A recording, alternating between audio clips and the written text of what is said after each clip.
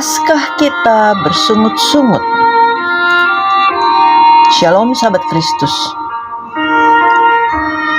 Filipi 2 ayat 14 dan 15 dituliskan, lakukanlah segala sesuatu dengan tidak bersungut-sungut dan berbantah-bantahan, supaya kamu tiada beraib dan tiada bernoda, sebagai anak-anak Allah yang tidak bercela di tengah-tengah angkatan yang bengkok hatinya dan yang sesat ini, sehingga kamu bercahaya di antara mereka seperti bintang-bintang di dunia.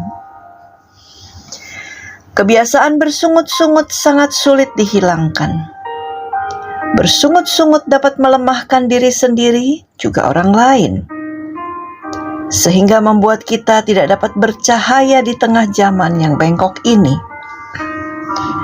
Bahkan mungkin sebagian dari antara kita akan berkata dan bersungut-sungut, sampai kapan Tuhan akan menjawab doaku? Sifat bersungut-sungut mampu merampas iman kita pada Tuhan, juga sukacita yang berasal dari Tuhan. Itu adalah sebuah sifat yang sama sekali tidak produktif dan hanya akan menambah masalah bagi diri kita saja. Siapa yang selalu bersungut-sungut bisa terjadi karena iman percaya kita kepada Allah mulai goyah, di mana yang kita pandang adalah persoalan yang kita hadapi dan bukan memandang kepada Allah. Sebab orang yang memandang persoalan hidupnya itu berarti ia tidak akan mampu melihat kuasa Allah. Karena pada akhirnya persoalan itu menjadi lebih besar dan menutupi hati dan pikiran kita, sehingga kita tidak bisa berpikir dengan jernih dan menaruh semua pengharapan dalam tangan Tuhan.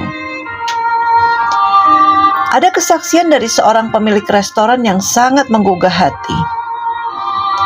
Suatu sore, karena sedang wabah corona, ruko jadi sepi.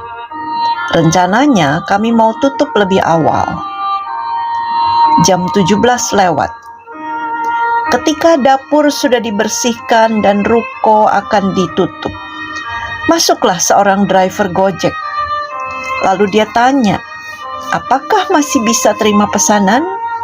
Wajahnya penuh harap. Tadinya saya mau menolak, tetapi melihat wajahnya yang penuh harap, jadi tidak tega. Lalu saya tanya, apa saja pesanannya? Dan saya bilang, tapi agak lama ya Pak, karena semua kompor sudah dimatikan dan semua bahan harus disiapkan dari awal. Dia senang sekali, lalu dia bilang, gak apa-apa Bu, saya tunggu saja. Karena ini orderan pertama saya sejak pagi, saya nunggu di jalanan. Sedih sekali saya mendengarnya. Membayangkan mungkin dia belum makan hari ini. Bagaimana dengan keluarganya di rumah? Sambil menyiapkan pesanan, saya buatkan teh manis hangat untuk Bapak Gojek. Dan ketika saya meletakkan teh manis itu di depannya di meja, dia terkejut lalu dia bilang, saya tidak pesan minuman Bu. Saya bilang, itu gratis untuknya. Mata Bapak Gojek berkaca-kaca. Dengan terharu dia mengucapkan terima kasih sambil meminum teh manis hangat itu dengan nikmatnya. Selesai membuat 5 porsi pesanan customer Bapak Gojek, saya letakkan 1 kantong plastik besar yang berisi orderan dan 1 kantong plastik kecil sambil berkata, yang kantong besar itu orderan, yang kantong kecil itu untuk makan malam Bapak ya. Sekali lagi matanya berkaca-kaca. Saya pun ingin ikut menangis. Dengan suara parau dia mengucapkan terima kasih. Selesai Bapak Gojek pergi, saya mengajak karyawan untuk mengucap syukur. Karena walaupun kondisi resto kami sedang tidak baik, namun kami masih punya cukup makanan untuk kami setiap hari. Terima kasih Tuhan. Jaga dan peliharalah mereka yang juga berjuang untuk tetap bisa menghidupi keluarga di tengah kondisi yang tidak mudah ini. Ternyata, sesusah-susahnya kita, masih banyak orang yang kondisinya lebih sulit dari kita. Yesus mengatakan, Sebab itu janganlah kamu khawatir akan hari besok, karena hari besok mempunyai kesusahannya sendiri. Kesusahan sehari cukuplah untuk sehari.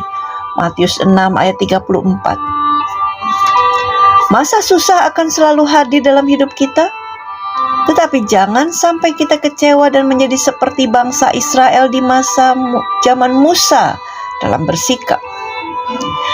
Tuhan sendiri tidak menyukai sifat gampang bersungut-sungut seperti itu. Karena itu artinya sama dengan tidak bersyukur atas segala yang telah Tuhan berikan kepada kita. Ingat, kita ada karena anugerah. Mulai hari ini berhentilah bersungut-sungut. Pandanglah ke atas kepada Yesus yang menjadi sumber kekuatan dan pertolongan kita. Pandanglah keluar di sekeliling kita, banyak yang lebih malang dari kita. Pandanglah ke dalam betapa kita masih jauh lebih baik dan beruntung. Maka hati kita akan dipenuhi rasa syukur. Tuhan Yesus memberkati.